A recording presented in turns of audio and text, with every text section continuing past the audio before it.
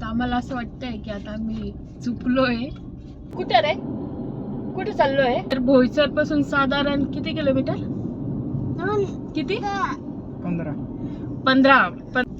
Right मारायच्या ऐवजी आम्ही लेफ्ट मारला. बघूया मग खेळायला चाललोय. Welcome back to the everyday with Gayatri blog. आता आम्ही चाललो आहे चिंचणी बीच. बघा तर तिथं आम्ही काय मज्जा करतो. ऋत्विक कसा पाण्यात खेळतो, हो की नाही ऋत्विक? कसं खेळणार तू पाण्यात?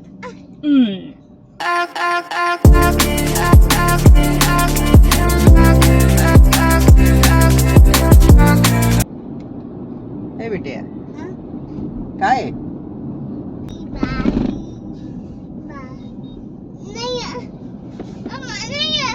काय नाहीये बिट्टू नाहीये. आला तू पुढे ये. हा ये. दिसला का तू? आता दिसला? त्याच्यावर नको, त्याच्यावर नाही उभं राहायचं. माझं ऑफिस आहे का इथं? हा इथे इथं हे बघ, इथं मध्ये जातो आम्ही इथं ऑफिसला. ठीक आहे बिटू हस रे. पप्पी दे.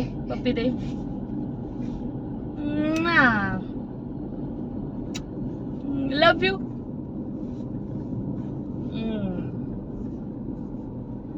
आता आम्हाला असं वाटतंय की आता आम्ही चुकलोय, है ना ऋतिक? राईट मारायच्या ऐवजी आम्ही लेफ्ट मारला.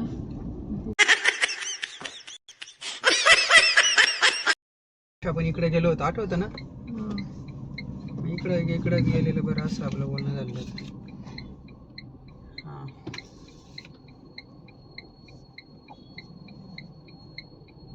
फिरून पुन्हा आपण इकडे चालू होतो, असंच होतं ना काहीतरी. आता आम्ही पोहोचलो बीचवर.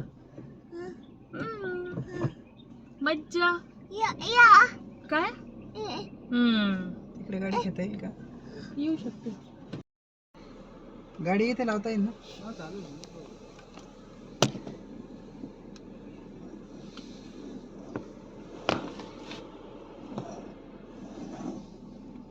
बिट्टू तिथं बघ, पुढे समुद्र.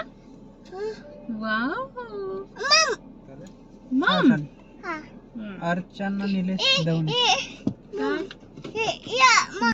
आम्हाने घातला.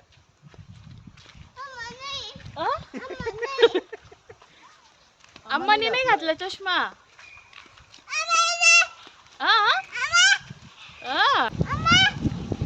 हा चल. आता आम्ही फायनली बीचवर पोहोचलो होतो. खूप शांतता आणि खूप मस्त वाटत होतं. सिटीच्या आवाजापासून एकदम दूर. बराच वीकेंड असल्यामुळे इथे गर्दी थोडी जादा होते.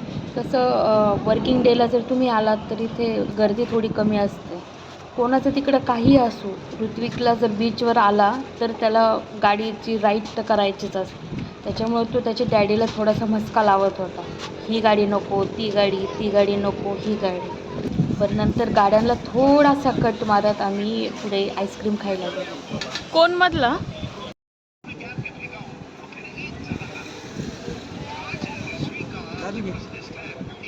मिठू धर.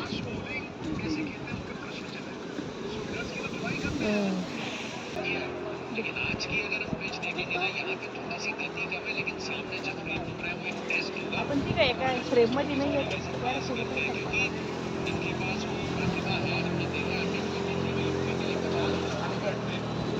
मिठू कसं आहे?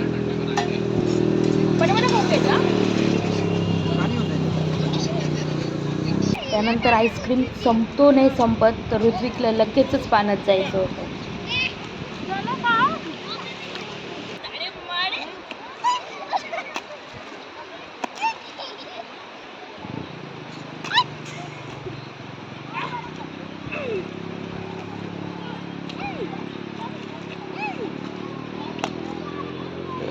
चला आता आपण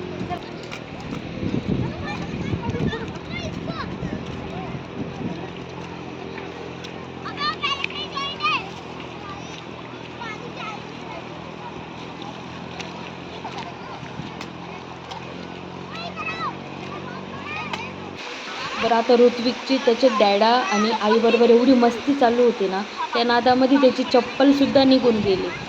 नंतर जेव्हा त्याला समजलं ना की चप्पल नाही आहे एका पायामध्ये, त्यावेळेस त्याची एकदम निरागस अशी धडपड ती चप्पल घ्यायला ना, आणि फायनली त्याला त्याची चप्पल सापडली आणि ती त्याने पायात घातली. जेव्हा ती चप्पल त्याला सापडली ना, तेव्हा त्याचा आनंद म्हणजे गगनात मावत नव्हता.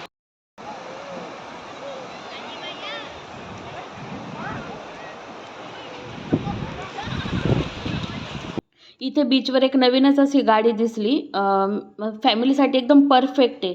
पुढे एक जो मेन असेल तो ड्रायव्हर बसणार आणि पाठीमागे जे पण आपले फॅमिली मेंबर्स आहे ते बसणार. आणि याच्यामध्ये सॉन्ग्स पण एकदम भारी लागत होते. आम्ही ज्यावेळेस आलो ना त्यावेळेस क्रांती ज्योती विद्यालयाचं सहलीला जायचं हे सॉन्ग लागलं होतं. त्याने तर सगळ्यांचं लक्षच वेधून घेतलं.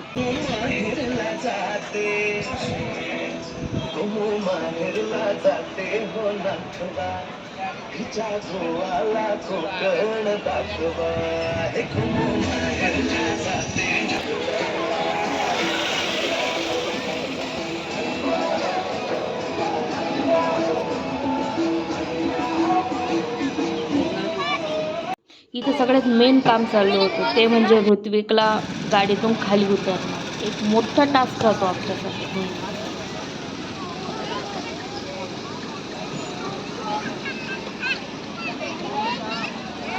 ऋतू चला आता या इकडं, चला या इकडं आता.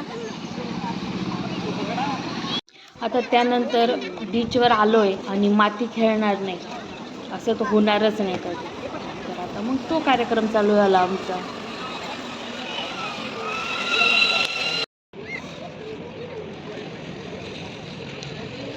ऋत्विकला बघून मलाही मोह आवरला नाही, म्हणून मी पण आपल्या चप्पल काढून मस्त बसले त्याच्याबरोबर माती खेळायला. खरंच ना, लहान पोरांसारखं जर वागलं ना तर त्यांनाही आनंद भेटतो आणि आपल्यालाही आनंद भेटतो. तर आम्ही इकडं माती खेळत होतो तोपर्यंत डॅडाने जाऊन मस्त मस्त असा गरम गरम वडापाव आम्हाला घेऊन आले. वडापाव, समुद्र आणि फॅमिली याचं कॉम्बिनेशनच एकदम परफेक्ट आहे.